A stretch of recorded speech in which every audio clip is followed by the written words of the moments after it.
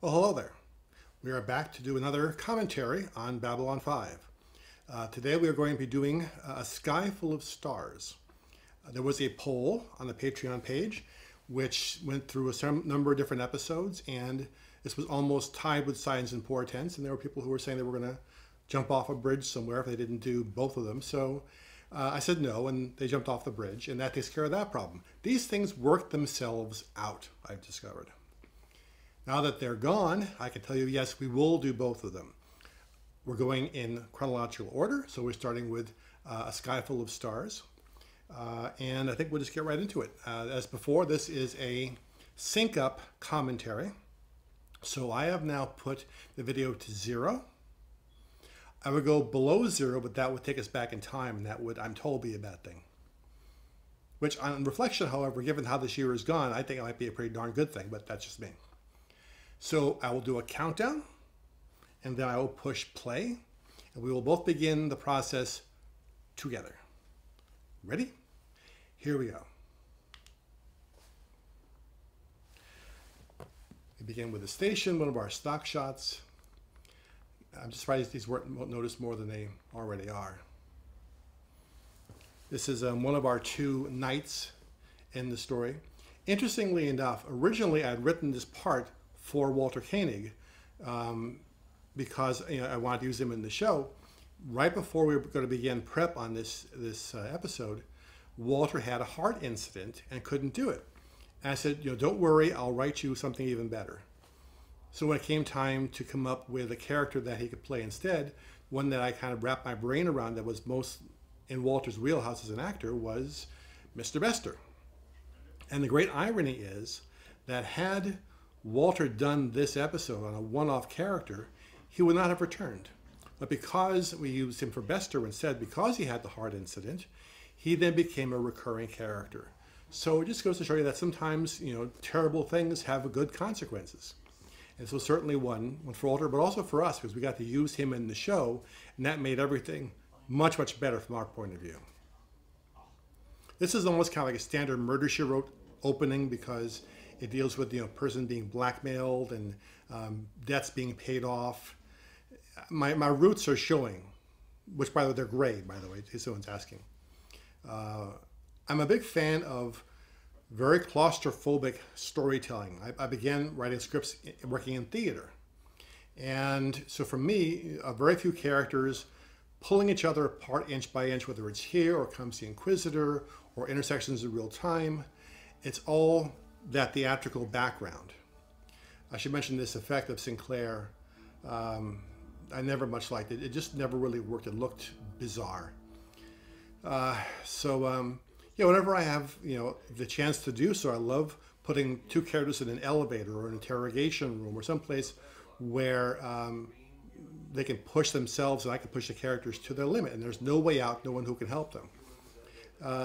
I've also been drawn to shows like The Manchurian Candidate, which is about looking into the past of a character, and The Prisoner, and some of the Avengers episodes that have a similar structure. I've always said that I don't care how cool your effects are or how big your action budget is or what kind of sets you've got. If it doesn't come down to the characters, if they don't work, you got nothing. And for me, a chance to play around with the characters and dig in deep and really examine who they are under a pressure cooker situation, that's the fun. That's the great joy of doing what I do for a living. This is about the almost kind of the halfway mark in our first season. And having done a bunch of like standalone episodes, okay, now I need to start kicking this into gear so people see that there's more going on here than meets the eye.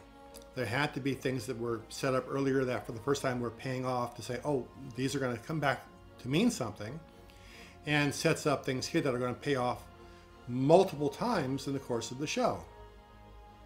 So there are elements of this in Signs and Portents and other episodes yet to come, and the whole mystery of what happened during the Earth-Minbari War. Pardon me, I have to have a bit of water. Yeah, Christopher Neame was the one we brought in to work with Justin Scott at almost the last minute, and I have to hand it to Christopher because he really did a good job stepping into the situation at the very last possible moment. John Flynn He was on the credit there just as our director of photography for pretty much all 5 seasons.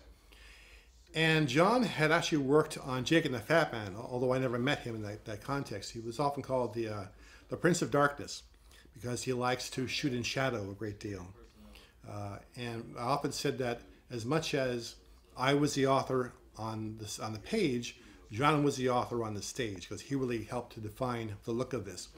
As did early on Janet Greek, one of our directors who directed this episode.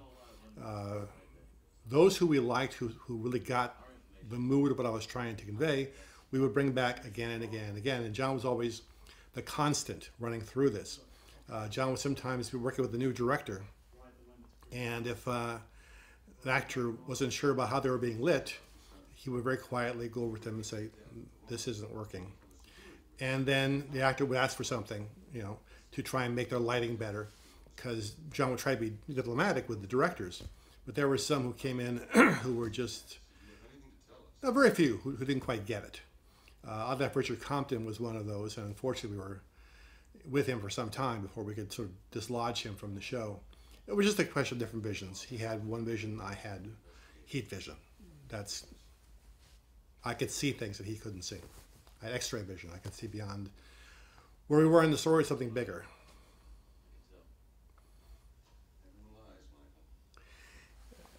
Everyone lies is such a Murder, She Wrote line. I like Michael's performance in this episode because he has almost like Daniel J. Travanti sensibility that I was looking for this character. Someone who was not, a stereotypical action hero, but someone who was thoughtful and could, approach things in a more methodical fashion.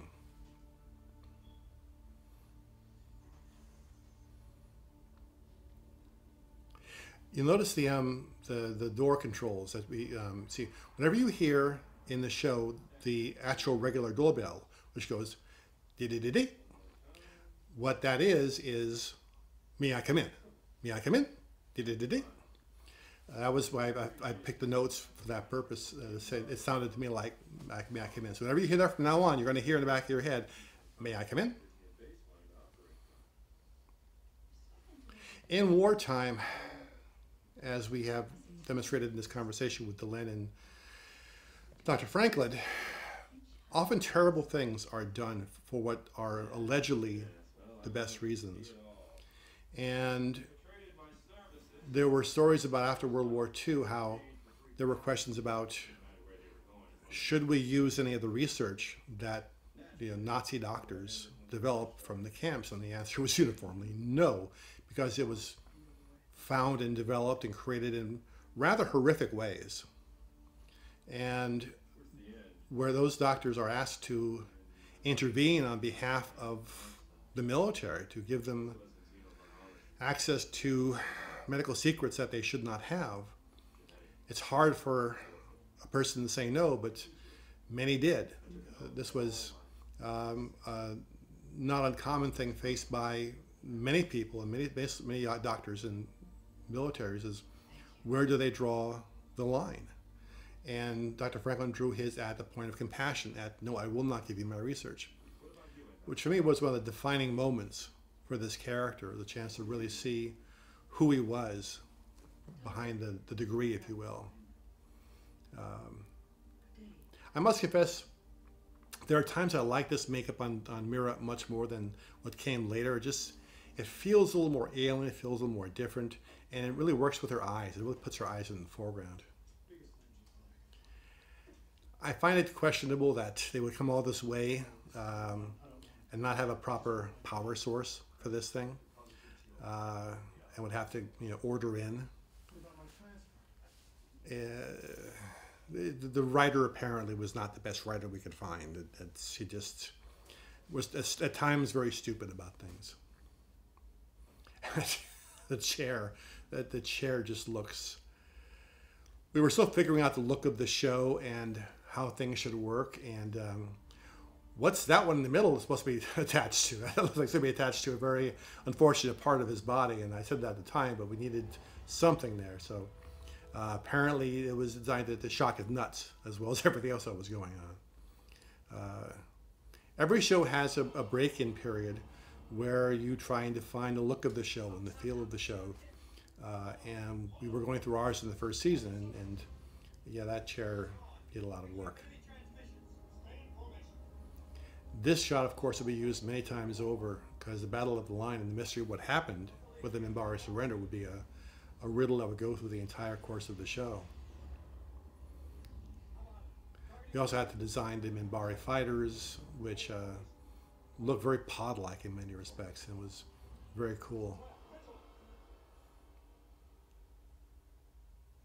This is almost like a very prisoner-esque opening, where he goes to sleep in his apartment and wakes up suddenly in the village and there's no one there. It wasn't intended as that, but that's kind of the vibe that comes out sometimes.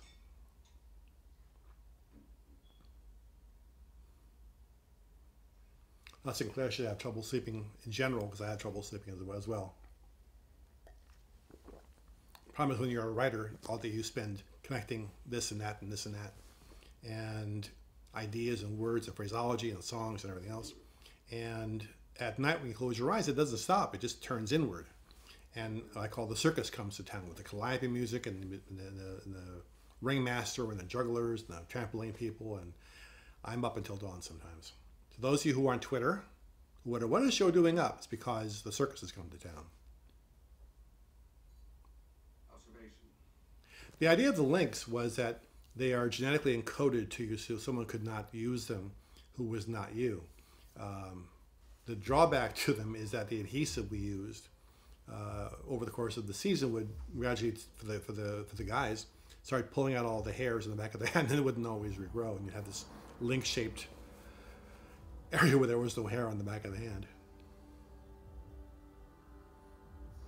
You see the red slots on the side walls there. Where we want to change the area, we just popped out, let's say from the security area or the station area to the diplomatic area, we just pull out the red boards and pop in green boards and you're someplace else. The Zocalo would also double for the central corridor. If you look at the architecture, you'll see certain elements that repeat. All the shops you see basically close up and become solid walls. I must say I wasn't aware of the new iterations that are now available on iTunes until after they happened. But while they're still not what they could be with a full proper 4K transfer, they are still much better with the colors and resolution that we've ever seen since the show originally aired. And I like the colors you can see here in this show, that they just pop more. Even in darkness, you can see the detail.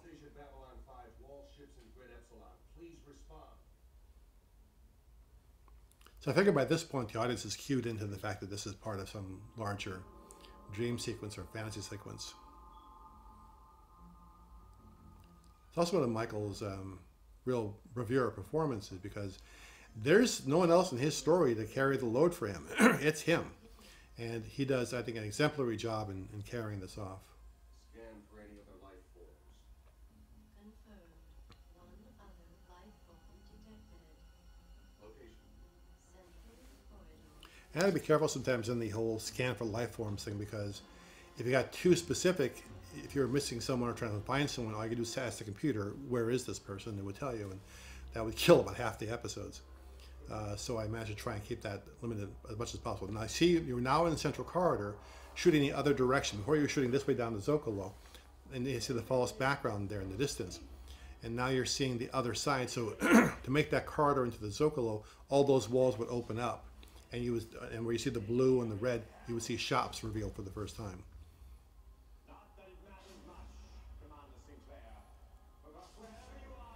Those lights we inherited from the pilot, the overhead lights, and they were not used very well there because they were used as key lighting, primary lighting for scene after scene, versus using them here discreetly for a specific purpose.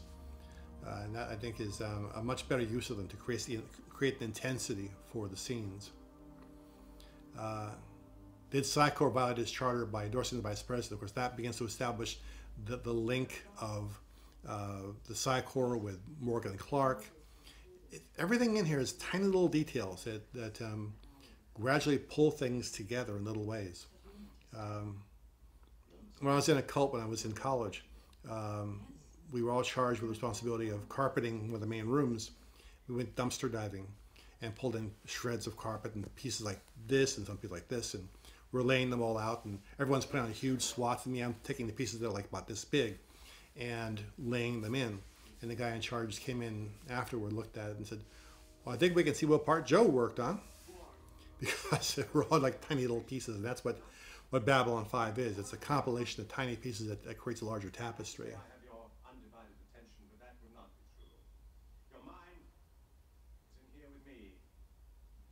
Your body is somewhere else. Wrapped in cybernetic implants and pulse generators, all tied up. Fairly early version of a virtual reality environment that felt as real as anything else, and had the notion that if you die in here, you could die out there.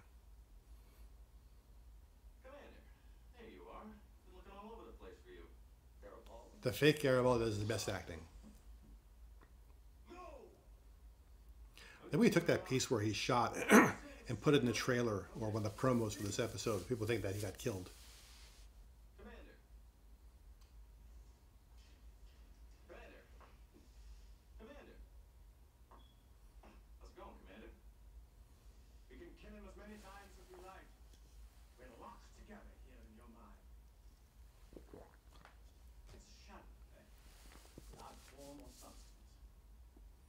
But I'm real, Commander. See, had Walter done this role, and he would have been in this every scene with Michael, and a lot of the dialogue was written to Walter's cadences. He has a very specific way of enunciating that I really worked into the character for this. And so when I hear it spoken by Neil, Christopher, as much as he did a great job, my brain defaults to what Walter would have done with it. Not necessarily better or worse, but just differently, because again, the cadences are very different. In part, what that came out of was seeing Walter in a play called The Boys of Summer, with the actor who played, whose name I forgot just now, played Spock's father, as Huck and Finn much older. And that was also a very theatrical performance and lots of long monologues, and that would be the kind of thing that Walter would be very good at here. Which goes back to the thing about Christopher stepping at the very last minute, because God knows he had to memorize a lot of dialogue in not much time. Here, in this station, it means a lot to you, doesn't it? You said we. My associate is watching over your body while I'm in here with you. He's making sure not To a certain degree, I went a little bit out of control on this show, because I love speeches. I love these kinds of scenes where two characters have long chunks of dialogue. The problem is it can become very self-indulgent very fast. And A, you're making actors memorize large pieces of dialogue when less could do. And again, it's just self-indulgence. Like, don't just pick 5 words that kind of surround what you want to say. Pick the one right word and go from there. Just one problem, I don't believe you. And I'm not the only one. It's been a long time, Commander. We're finally going to get to the truth. And yeah, you do have to ask the question, is this character, are the Knights entirely, are they wrong? Something did happen. When they say that something happened during the Battle of the Line, they're not wrong. That's not what they think it is. But something did happen. Even Michael doesn't know. Michael's character doesn't know. You might also want to set a couple of maintenance spots outside the station on close proximity scan over every inch of the hull. This is something I discovered when I was doing my research, that because of the size of the station, if a body was shoved out, it would probably just stay in the area of the station drawn by its gravity, by the sheer mass of it. It would be pulled close, bounce, go away, come back, hit it, bounce.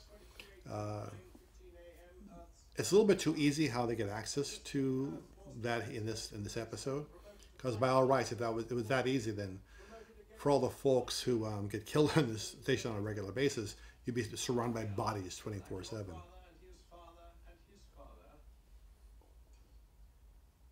money said you'd make Admiral one day. So what happened? The question became of why Admiral, not General. I was still kind of working these out a little bit. My thought was that going into space, a lot of the normal military organizations would be collapsed and combined. If you have, you know, a battleship in space, is that Air Force? Is that Army? Is that Navy? And to make the brass happy wherever they happen to land, they would combine titles. But eventually I figured, maybe I should stay with General. That took a while for me to figure out.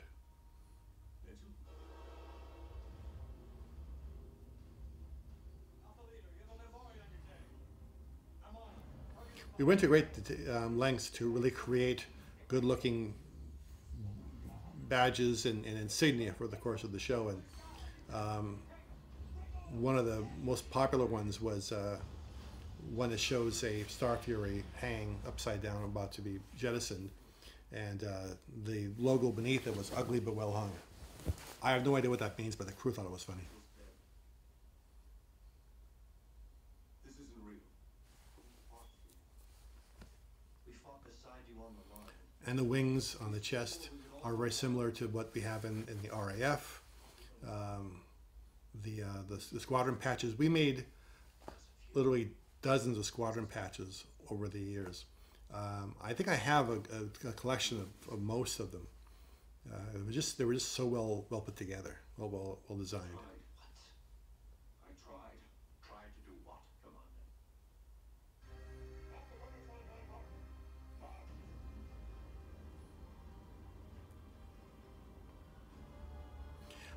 Michael has this.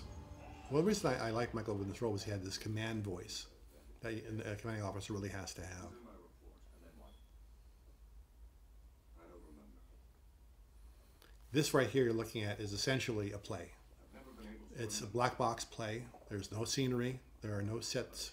No, very few or no props. This is as classical and typical a black box play as you can get.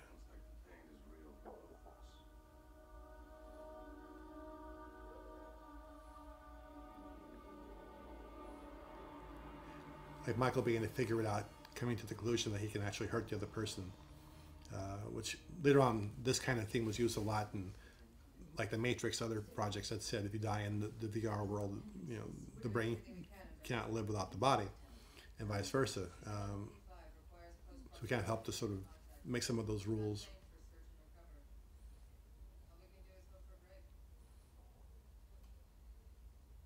Are you sure you're all right? Yes. That's just the way you snapped out of the siren. I'm all right. Caught me by surprise, and so it's tough. Breaking him isn't going to be easy. It also feels a bit at times like the penultimate episode of The Prisoner, where he's also being reflected back through his past, and there's probably more choices. And why did you resign? Why did you resign? And the other interrogator not wanting to back off. But there are literally dozens of movies and plays and TV shows that have a similar structure. It's comes down to the will of one person triumphing over the other. Break his grip on reality. Blur the lines. I can increase the dosage of medicine another 10%, but he might start hallucinating. Do it. Then bring up the side effects. Blurring the lines of what's real and not real is, It's dangerous. I think, important to any fascistic operation. People point to 1984, where Winston Smith is told, you know, to say how many fingers a person is holding up, and it's not a matter of getting him to be wrong. It's not even a matter of him agreeing with the state as to how many fingers are being held up. What really matters is the person being reduced to a state where they don't know, where it could be either one or both. It's when truth and fiction become kind of the same thing. That's when fascism thrives. As we've seen in the attack on truth and the attack on facts in the last number of years. Again, very typical murder she wrote beat where he finds the deposits that have been made. Macaulay Culkin, who you see there. Macaulay Culkin, what did I say? That's the actor. Forget that name. The actor who you see here playing Garibaldi's second was also Michael's dialogue coach, and was given the responsibility in the course of the show to kind of keep an eye on things. So Michael was began to start seeing elements of Let's see it issues, psychological issues that he was having, and to let us know if Michael went into the red. But he became a very good friend to Michael and to everyone.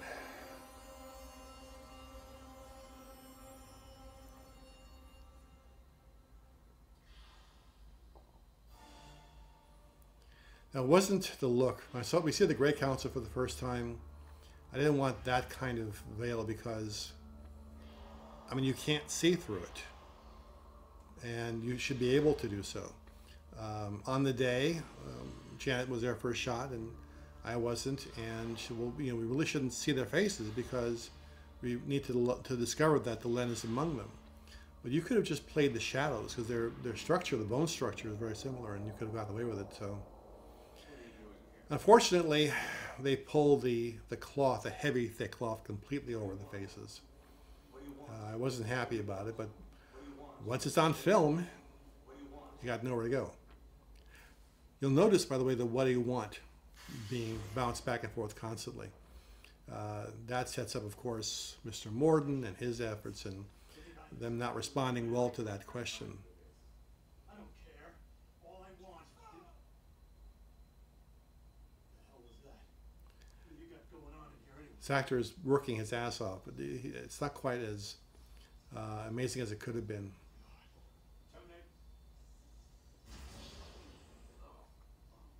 Notice that, again, the PPG charge was all the way through the body, burning its way across, then would hit the shell of the room and then dissipate, as opposed to a bullet that would go through.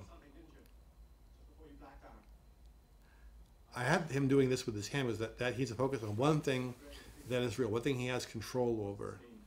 And that sensibility of, if I keep doing this in the dream scenario, I'll begin to wake up in real life. It's like a vivid dreaming kind of thing. Why we bounced back here again, isn't it? This is where you hide behind duty and We're back into the black box set. you never understand. Oh. And we have Michael being prone to show that he is on the weaker side of the argument now, and the knight is standing strong and tall, and we're starting to track Sinclair starting to lose a bit of control over his own thought processes and who he is, and being overwhelmed by the past. And trying to bring himself back into his own body, trying to focus on that sensibility. We'll begin as soon as we found it. Not much left. They're pressurized fast and they're shoved out into space.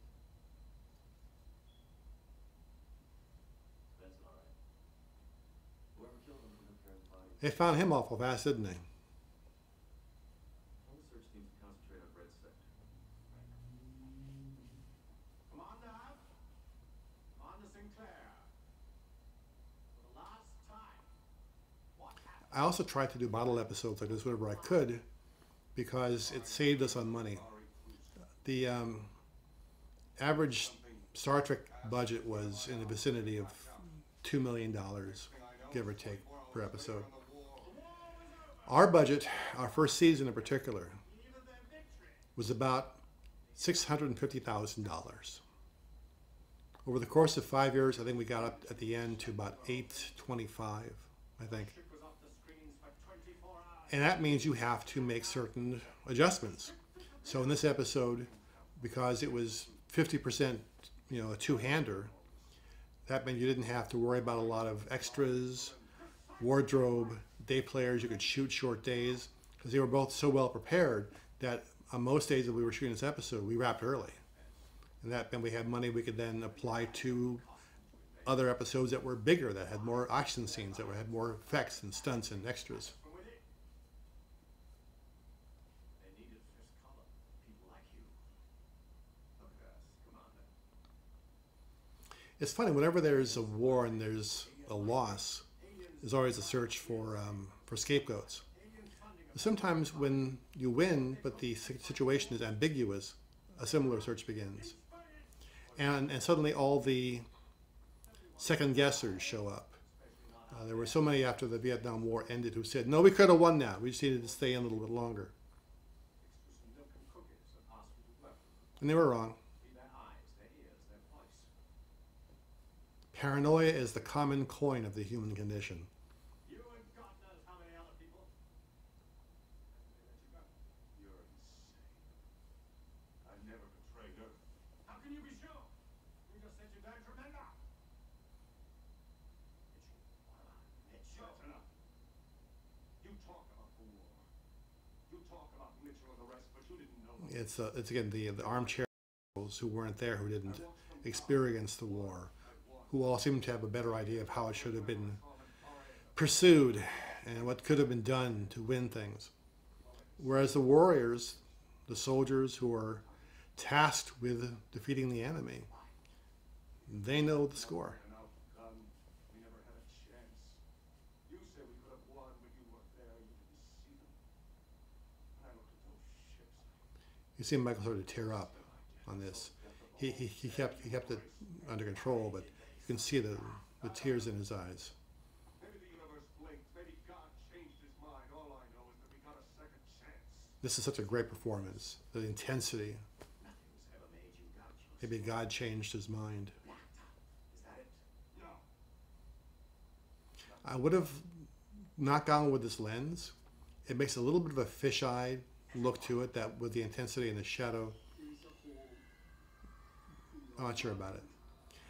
And of course, now we start saying to the audience, we're pulling even more of this together. There's a hole in your mind. That meant something. It wasn't just a throwaway. And bear in mind, this was at a time that science fiction was very, very episodic. Everything was wrapped up in a bow at the end, then the reboot button was pushed, and then the next day you started with something new. Here, I'm starting to sew those pieces of the carpet together. There's a hole in your mind. The Minbari are using you. If you've seen those episodes, suddenly you say, wait a minute, that does have greater consequence than I thought it did. That was such a hard part in the beginning of the show, was figure out how to balance the 5-year story and episodic stories. I wanted people to see an episode and come out having a sense of satisfaction that they saw a complete story.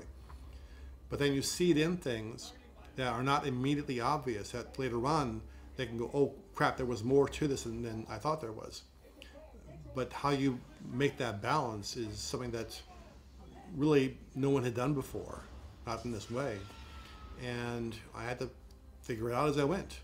Sometimes it worked better, sometimes it didn't work as well. But certainly in this case, you begin to see the threads being pulled. I'll see the power of the Minbari ships, just wiping out everyone. This is a lot of CG was in this episode at a time when we were still figuring out how to do the CG too. And you really feel that this is the end of the line, as it were.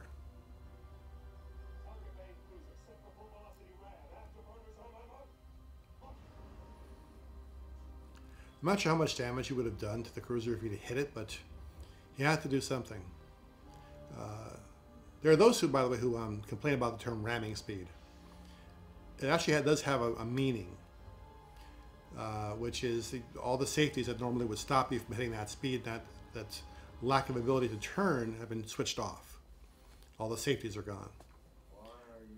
I love that in the beginning you see the other side of this, where you see Delenn in the Minbari cruiser saying, stop, we have to bring that person in, I don't know who that is. And I thought sometimes, would it be interesting to kind of intercut everything from in the beginning with this and a couple of others and see how it all played out. There's some of that already there, but do a much, much deeper dive into it. And we have him being held up by a triangle, as a person there holds up a triangle. 3 sides, your side, my side of the truth. It's also kind of seeing Sinclair this way, it's a bit of a messianic appearance, being crucified on a 3-pointed axis, which is, if you're a Catholic, Father, Son, Holy Ghost.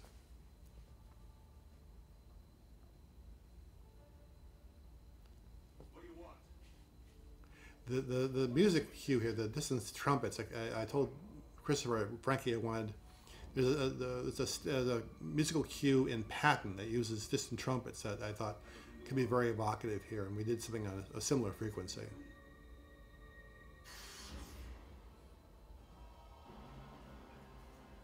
Poor Michael. That's actual metal that he had to pull his way through. Someone that brought the part to understand that he would have to actually pull that, and it's very sharp. And I believe that he, at least one take, cut himself on the arm. Maybe we can even see a little bit. No, not in this cut, not in this take. But right around here, you can see some of the redness there from being scraped and torn by that thing. We never broke character. Stay with it.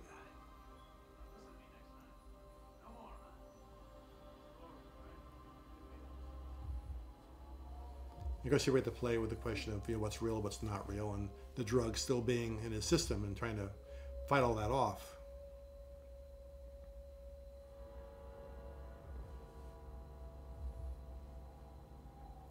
In some ways, being as stoic as he was, played against Michael showing vulnerability in this kind of situation. So he could have gone a little further with looking like I am seriously drugged up, but it was not to be. But that's a minor note.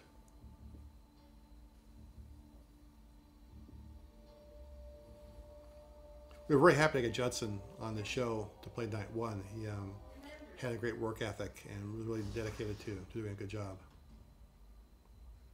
Security to CNC. I found the commander. I'm following him.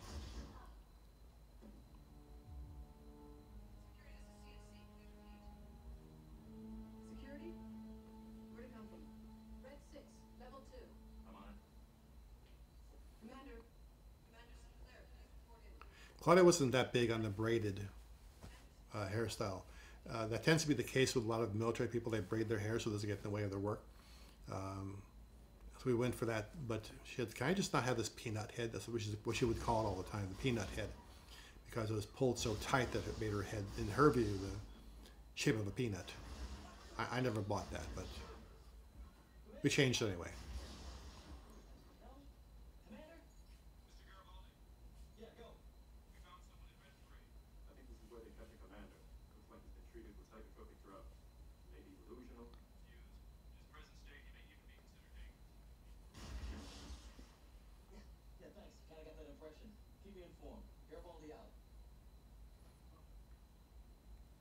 There was a lot more attention given to the PPG effects in the beginning, but after a while there got to be so many of them that we kind of started to get a little bit sloppy with it.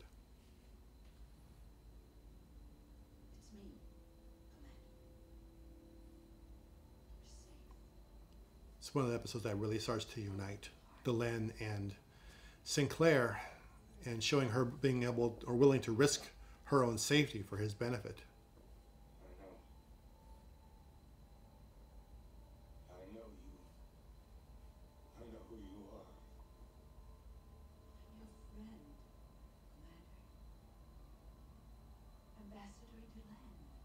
She's so good in this scene. Your friend.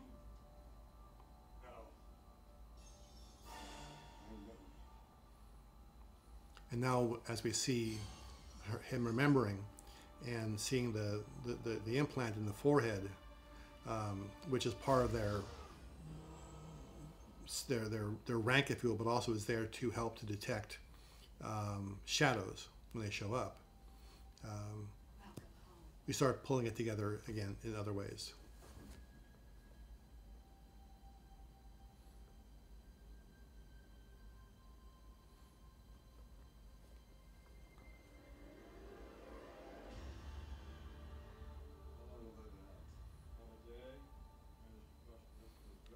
Most people don't know this about Rick Biggs.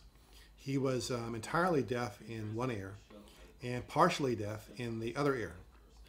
So what he'd have to do to function in the scene was not just learn his dialogue, but everyone else's dialogue, and watch the lips and know when they hit the end of their line when he was supposed to speak. You would never know from the performance. He's so good. When you broke out of the cyber net, you set up a neurofeedback charge that fried most of his memory. I want to see. I don't think that's it.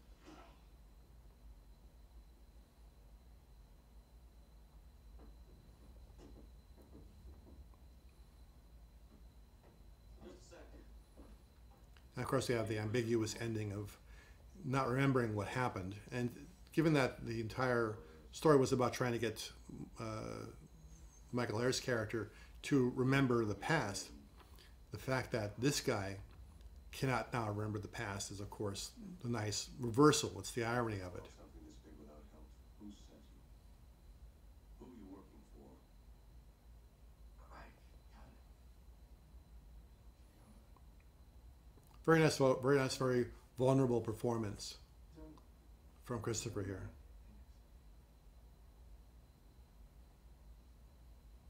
It's no use, Commander. We tried. He's gone. Move him out. Commander? Commander? Commander Sinclair.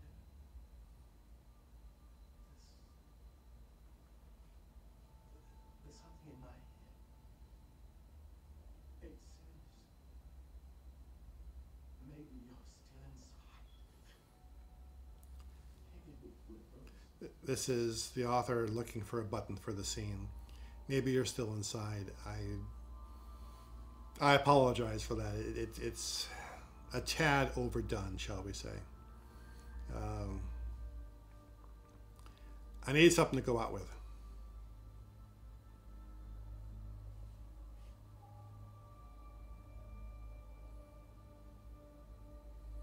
Surprised we could use this background more often. It's pretty compelling shot of the interior of the station.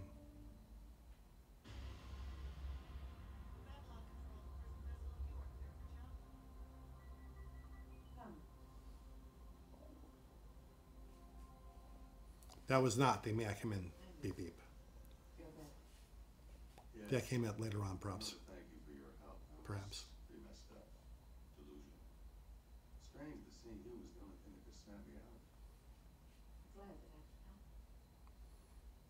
Now, It's kind of funny. On the one hand, this binds them together more, but now for the first time, he is suspicious of her because he remembers something that he shouldn't. do you remember? Now she's also not suspicious of him. What do you remember? No. Sorry. Not a thing.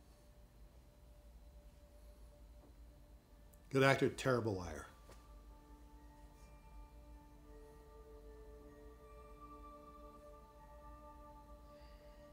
He must never know what happened. If he should find out, he must be killed. Do you understand, Delaney? I was pushing it so hard. What's a Grey Council member doing there? And appearing out of nowhere for this one time to give this warning that he must never find out. It's if I were doing this again today, it wouldn't be quite the same structure. I was doing the best I could Personal login. early on. What is that? This is why it's hard to watch the show, because there's not a single line of dialogue or a single scene that I would not revisit and rewrite. I was taken inside an Minbari cruiser. Interrogated. In a way, me speaking to the audience through Sinclair to say there's a larger mystery that's going to be addressed in the course of our show. The Grey Council. Maybe. Before they surrendered, they must have liked my memory. And let me go. And then, what was she doing there? That's my saying to the audience, stay tuned, there's more to come.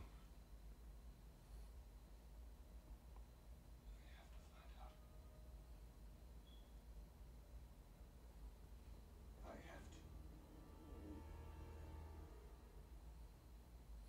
to. And my credit comes up. Macaulay Bruton. Macaulay Culkin. Macaulay Bruton. Where the hell that came from, I have no idea. It was a brain fart. So this was And the Sky Full of Stars. One of our very first early episodes that dealt significantly with the arc of the show. And let the audience know that no, we're not kidding around when we say that this is actually going to go somewhere. And I'm very, very happy with ultimately how this all went. Who knew back then among the crew and the cast where this was going to go? I knew. I had some ideas of it, but I don't want to tell anyone too much because I think it would scare the hell out of them. But those seeds were all sown in the sky full of stars. Thank you for joining me. I will see you next time around for Signs and Portents. Stay out of trouble. Take care of yourselves. I will see you soon.